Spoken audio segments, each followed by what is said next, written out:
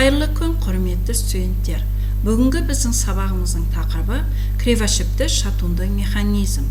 Сабағымыздың мақсаты кривошипті шатунды механизмнің арналуы мен механизм бөлшектерінің жіктелуін үйрету.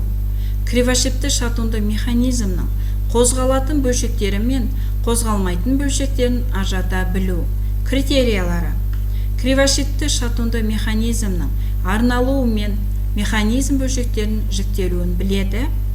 Кривошипті шатунды механизмнің қозғалатын бөлшектері мен қозғалмайтын бөлшектерін ажырата алады. Кривошипті шатунды механизм. Блок-картер. Блок-картер іш жағына және сыртына двигательдік барлық механизмдер бекітілген қаңқа болып табылады. Ол қорап пішінді болып құйылған. Материалы CI 18-36 маркалы шойыннан жасалған. Мұнда цилиндрлер орнатылған блок және иінді білік картерінің жоғарғы бөлігі біріккендіктен оны блок-картер деп атау қабылданған. Блок-картердің астыңғы жағында картердің түбі, иінді біліктің картерінің астыңғы жағы бекітілетін өңделген фланец бар. Арналуы. Иінді шатунды механизм поршынның ілгері кейінгі түзу сызықты қозғалысын иінді біліктің айналмалы қозғалысына өзгерту қызметін атқарады. Кривошипті шатунды механизм бөлшектеріне қарай екіге бөлінеді: қозғалатын және қозғалмайтын. Қозғалатындарға жатады: поршын сақиналарымен толық бірге, шатун саусағы толық бірге, иінді білік, маховик және вкладыштар. Қозғалатындарға тағы жатады: поршын шатунның толық жиынтығымен поршын саусағы, тоқтатқыш, компрессиялық сақиналары, май сыдырғыш сақиналары, шатун, қола төлке және вкладыш пен бұрандалар. Поршын саусақтары поршынды шатунға бекітетін осьтер, саусақтың өзі екі ұшынан тоқтатқыш сақиналары тұйықталмаған бекітіледі. Қозғалатындарға жатады: бензин қозғалтқышының поршындері, яғни түбі, сақина ойықтары, поршын етегі. Поршын газ қысымын өзгертетін кривошипті шатунды механизм элементі. Мұндай өзгерістер оның қайтарымды, үдемелі қозғалысы арқылы жүзеге асырылады. Сыртқы поршын алюминий қорытпасынан жасалған цилиндр түрінде жасалған.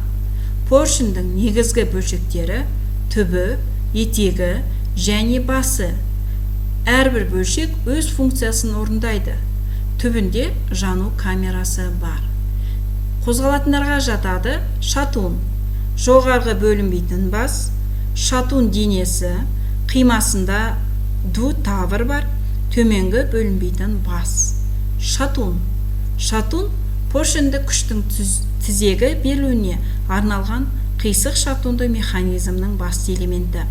Бұл бөлшек болаттан немесе титаннан соғылуы болуы мүмкін.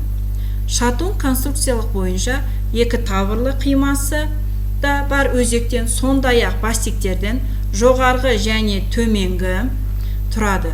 Жоғарғы бастигі, юбка сияқты поршын саусағы бар, бомбышкалар бар, ал төменгі жиналмалы бастик детальдарында жоғарғы дәлдігімен қамтамасыз етеді. Қозғалатындарға тағы иінді білік жатады. Иінді білік түбірлік мойын, шатундық мойын.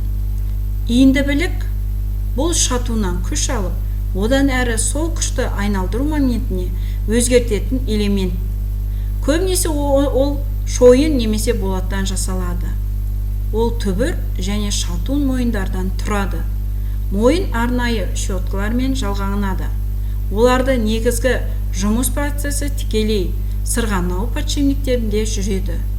Шектер мойындарда май беруге арналған арнайы тесіктер бар. Қозғалатындарға жатады: иінді білікті және маховик. Иінді біліктің құрылысы. Иінді білік бұл қозғалтқыштың маңызды бөлігі, себебі ол поршындердің кері үдемелі қозғалысын айнамалы моментке айналдырады. Иінді біліктің құрылысы келесідей: шектер, шатунды және түпкі мойын, қарсы салмақ, құйрық және фланец. Маховик. Түкті доңғалақ кинетикалық энергия жинағыш, инерциялық аккумулятор ретінде пайдаланатын жаппай айналмалы доңғалақ. Маховик бірден бірнеше қозғалтқыш жүйелеріне жатады және оларды мынандай функцияларда орындайды. Енді біліктің әрекеттілігін төмендету, маховик қисық шату механизмнің конструктивтік элементі, қозғалтқыш моментінің беріліс қорабы, маховик жетекші ілініш дискісі, стартердің қозғалтқыштың иінді білігіне айналдыру, маховик іске қосу жүйесі редукторының жетегі. Маховиктің құрылымы. Әртүрлі құрылымдағы маховиктер конструкция бойынша барлық маховиктерді 3 топқа бөлуге болады. Тұтас, 2 массалық және жеңілдетілген. Қозғалмайтындарға жататындар: цилиндр блогы, цилиндр блогының басы, гильза және картер табаны. Қозғалмайтындарға жабатын цилиндр блогы. Көріп отырсыздар, міне суретте бәрі көрсетілген, құрметті оқушылар. Қозғалмайтындарға цилиндр блогының басы, міне. Гильза, картер табаны. Құрметті студенттер, енді сіздерге тапсырма. Мына двигательді аластарда нөмірлері жанында берілген. Сол нөмірмен берілген элементтерді атаңыздар. Сәйкестендіру. Суреттегі бөлшектерді атаулармен сәйкестендіресіздер. Кривошипті шатунды механизм. Студент жұмысына бағалау критериялар. Материалды дұрыс баяндау, материалды баяндау логикасы нақтылығы. Және құрметті студенттер, үйге тапсырма. Тақырып бойынша интернеттен және Classroom платформасынан жаңа анықтамаларды үйрену, кривошипті шатунды механизм тақырыбына конспект жазу. Назарларыңызға рахмет, құрметті студенттер. Сіздерге берілген тапсырманы орындап, сіздер маған кері байланысқа шығуларыңызды сұраймын. Сау болыңыздар.